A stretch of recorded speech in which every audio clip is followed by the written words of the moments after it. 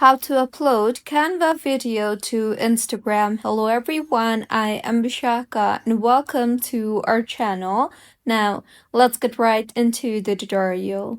Firstly, go ahead and open the Canva application on your device and further, go ahead and open the video that you want to upload to your Instagram.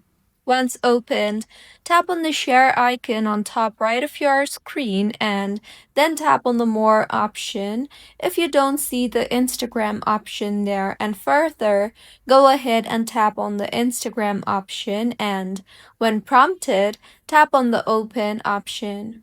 Now, select if you want to add the video as story or as reels and then tap on the respective option. Further, go ahead and make any required changes and tap on Next and then on Next again.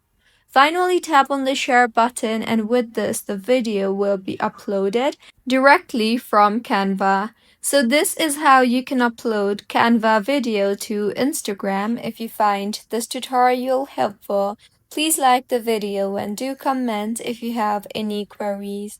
Also, do subscribe to our channel for more helpful tutorials like this. See you on the next one.